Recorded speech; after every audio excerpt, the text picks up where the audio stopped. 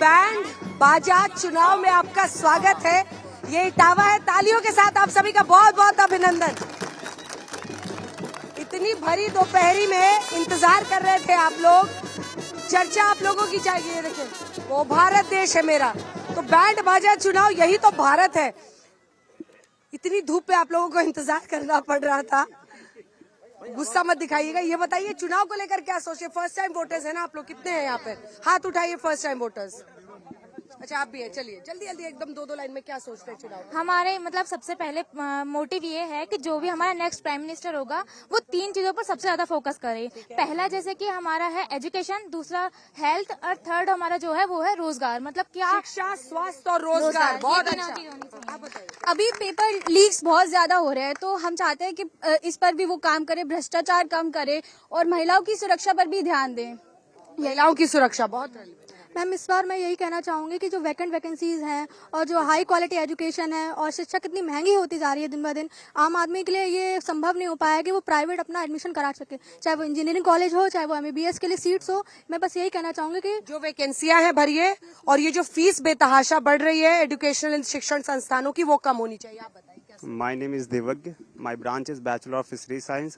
I am from Engineering College. Hindi में बोलो ना। हाँ हिंदी में बोल रहे हैं। और मेरा समझ ही नहीं आया। हाँ तो मेरा बात ये है कि चुनाव में क्या लगता है कि एजुकेशन जो है वो पिलर्स है हमारे डेवलपमेंट, इंटायर डेवलपमेंट का। तो सरकार बेरोजगारी तो खत्म नहीं कर सकती। जैसे हमारी 150 करोड़ जनसंख्या है तो 40 करोड़ को भी दे सकती है, इससे ज़्यादा नहीं दे सकती है। तो इसके लिए तो वो एजुकेशन थोड़ा अच्छा करे। यहाँ बेरोजगारी बहुत है, लेकिन यहाँ जो कॉलेज हैं, कॉलेज में अच्छे टीचर्स नहीं हैं। यहाँ अच्छे मतलब थोड़ा एजुकेशन पे काम दे, जिससे हम लोग सही बात कही आप। एंटरप्रेन्योर बन सके कम से कम। जैसे विकसित देश है, हम लोग विकासशील तो हैं, अब विकसित कह रहे कि अपना रोजगार का साधन बनाए। कोई एंटरप्रेन्योर बनना चाहते हैं, मतलब कोई काम शुरू करें, कोई व्यापार शुरू करें, लेकिन परिस्थितियां बेहतर हमको ज्ञान हो, क्योंकि समझ ही ज्ञान है। अगर हमको अच्छी शिक्षा नहीं मिल पाएगी तो हम लोग खुद एंटरप्रेन्योर नहीं बन सकते हैं। तुमने तो ऐसा ज्ञान दिया है ना, सब अपनी अपनी मुट्ठी में बांध के ले जाइएगा। जैसे कि हम लोग स्टूडेंट हैं तो सबसे पहला हमारा एजुकेशन का ही मुद्दा रहेगा कि हम लोग शिक्षाएं महंगी होती जा रही हैं, वैकेंसियां हैं, पेपर लीक हो रहे हैं। सिस्टम जब है, पैसा है, तो उस चीज को मतलब ऐसा सिस्टम क्यों नहीं बनाया जाता कि हमारा पेपर लीक हो जा रहा है। हम लोग पहले मेहनत करते हैं, फिर उसका कोई रिजल्ट नहीं होता है और हम लोग फिर उसके बाद ये करते हैं कि अपना एक प्राइवेट कुछ अपना ऐसे ही रोजगार ढूंढ लेते हैं। तो उस पर मैं चाहती हूँ सरकार काम करे और मैं अपना पहला वोट। सबसे पहले पेपर लीक रोकना चाहिए, है ना। और क्या मुद्दे आप लोग बताइए। मैडम फोटो हो गया? ये डब्बा जो है ना, हाँ, कर दिया। अब बताइए चुनाव पे क्या? मैं भारत विकास परिषद से हूँ। मेरा नाम निशा गुप्ता है और मैं ये चुनाव में मैं यही चाहती हूँ कि मोदी जी तो भाई अच्छा तो काम कर ही रहे हैं, लेकिन मैं समान अधिकार पे चाहती हूँ कि समान अधिकार होना चाहिए, जिससे कि सभी को बराबर का अधिकार मिले। वो अभी शायद नहीं मिल पा रहा है। जी, मैं एडवोकेट निधि पाल यहाँ पे इटावा में प्रैक्टिस करती हूँ। सबसे पहले तो मैं महिला सुरक्षा की, यहाँ पे जब योगी जी की पहली बार जब योगी जी की सरकार बनी तो यहाँ पे जो भी कोचिंग इंस्टीट्यूट हब हैं, वहाँ पे जो एंटी रोमियो स्क्वाड के माध्यम से जो मनचले जो चक्कर लगाते थे, तो मैडम भोपू रखिए नीचे। इनसिक्योर फील करती थी महिलाएं अपने आप को, लड़कियां कोचिंग जाती थी, तो वो सब यहाँ पे हुआ है। और भी बहुत कुछ होने को, जो मतलब समान विकास इटावा में देखते थे। एक और महिलाओं की आवाज आ जाए, उसके बाद में आ रही है। बताइए आपको क्या लगता है? जी, मुझे ये लगता है, मेरा नाम वर्षा दुबे है और मैं यहाँ NGO में काम करती हूँ, समाज सेवा का। तो हम लोगों को मेरा मानना यह है कि जो मैंने यहाँ पे एक काऊ डंकी यूनिट डाली हुई है, तो उससे ये होता है हम रोजगार तो यहाँ पैदा कर रहे हैं, क्योंकि नौकरियों के पीछे डिपेंड नहीं रहना है कि नौकरी मिलेगी तभी कुछ करेंगे, अपना स्वरोजगार डालना है। लेकिन उसका जो माध्यम होता है लोगों तक पहुँचाना, मार्केट प्रोवाइड करना, उस चीज की अभी यहाँ कमियां हैं। हाँ, वो ठीक होनी चाहिए। महिला सुरक्षा, स्वास्थ्य और स्वाभिमान। छा गए। महिला सुरक्षा, स्वास्थ्य, स्वाभिमान। जी, महिलाओं को ये 100 में सब अटका हुआ है। सब अटका हुआ है मैम। ये तीनों चीजें अगर मिलेंगी में बच्चों को और शामिल करते हैं। आप बोलिए क्या सोचते हैं? मेरा नाम फर्स्ट टाइम वोटर? मतलब मैं संस्कृत का स्टूडेंट हूँ। मेरा नाम कृष्ण चैतन्य तिवारी है। मैं ये चाहता हूँ कि आजकल की जो आधुनिक शिक्षा है उसको तो सरकार बहुत बढ़ावा दे रही है, पर जो हमारी प्राचीनतम जो गुरुकुल की शिक्षा है वो बहुत लो हो चुकी है और खासकर लुप्त ही हो चुकी है। आजकल जितने भी गुरुकुल हैं उनकी स्थिति ठीक नहीं है। तो मैं ये चाहता हूँ कि जो सरकार है वो गुरुकुल शिक्षा पर बहुत ध्यान दे। तो आप हमेशा ऐसे तैयार होते हैं, आज हमारे लिए हुए हैं? नहीं, मेरा हमेशा का ऐसे ही है। क्या बात है। चलिए ताली बजाइए उनकी बात पर। गुरुकुल के बारे में बोले। जल्दी जल्दी छोटा छोटा कमेंट। जी आजकल जो सबसे बड़ी बात है चुनाव में कि कोई किसी जाति का कॉम्बिनेशन बना रहा है, कोई किसी धर्म से कॉम्बिनेशन बना रहा है। तो मेरा ये कहना है कि हर एक जाति का रंग मिला है माँ की चूनर धानी में, भेद नहीं करने देंगे तुलसी कबीर की वाणी में, और तुम्हें सियासी चालों से ये देश नहीं ठगने देंगे, भारत माता के आंगन में आग नहीं लगने देंगे। मैं रौनक इटावी, और हमारा मुल्क हिंदुस्तान, गंगा जमनी तहजीब एक हिंदुस्तान है। मस्ती में यूं आज तिरंगा लगता है, अंबर को छू लेगा ऐसा लगता है, रंग बिरंगे फूल यहाँ पर खिलते हैं, मुल्क हमारा ही गुलदस्ता लगता है। लेकिन हमारे यहाँ आज कुछ परिस्थितियां हैं जो बच्चों ने पेश की। मैं इनकी बात को अपने 4 पंक्तियों पेश करता हूँ कि जो बेसिक कामों पे जो हालात हैं, मैं उस पर बात करना चाहता हूँ। मैं शायरी के माध्यम से एक बात कहना चाहता हूँ, बात पहुँचाना चाहता हूँ। चिराग हाथ पे रखना तो एक बहाना था, हमें तो जोर हवाओं का आजमाना था, तुम्हारी आंखों में आंसू ये आ गए कैसे, तुम्हें तो मेरी तबाही पे मुस्कुराना था। वाह, चलिए आप लोग बताइए क्या मुद्दा है? मैम मुद्दा ये है, हर तरीके से हमारे काम होते रहे। जैसे हम लोग पढ़ रहे हैं, अभी स्टूडेंट हैं, जिस तरीके से ये पेपर लीक हो रहा है, पेपर लीक हम लोग एग्जाम देने जाते हैं और पेपर लीक हो जाता है। मैम हमारे घर वाले आस में बैठे रहते हैं कि हम कुछ करेंगे, फिर उसके बाद पेपर लीक हो रहा है और बहुत सारी चीजें। मैम भविष्य खराब हो रहा है बच्चों का। एक सवाल मैं आप सबसे पूछना चाहती हूँ, आप में से कितने लोग राष्ट्रीय मुद्दों पर लोकसभा चुनाव में वोट डालते हैं? हाथ उठाइए। राष्ट्रीय मुद्दों पर।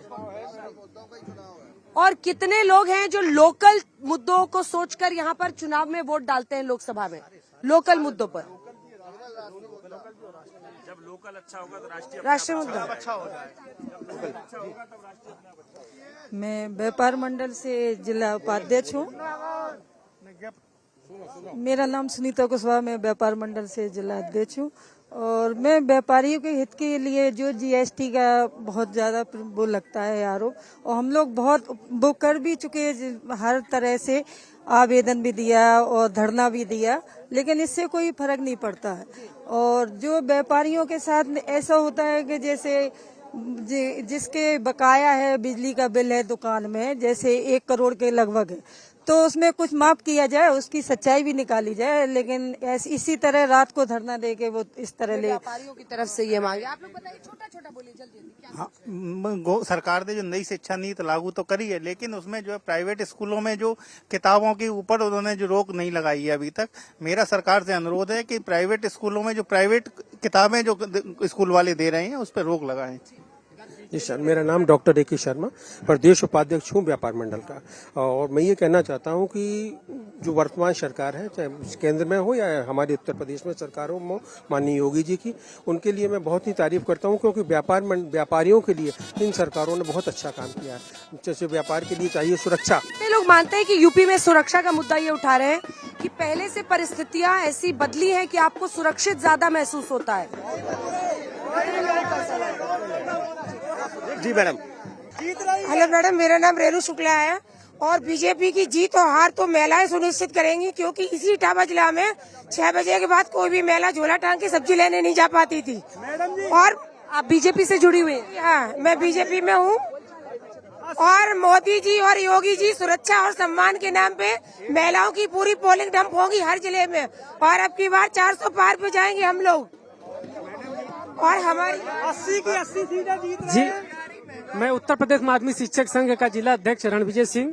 पहली बात, इटावा में आपका हार्दिक स्वागत एवं अभिनंदन करते हैं, और साथ ही ये कहना चाहते हैं, चूंकि इस समय जो है स्वास्थ्य और शिक्षा और बेरोजगारी, ये 3 प्रमुख मुद्दे जो है बताए जा रहे हैं।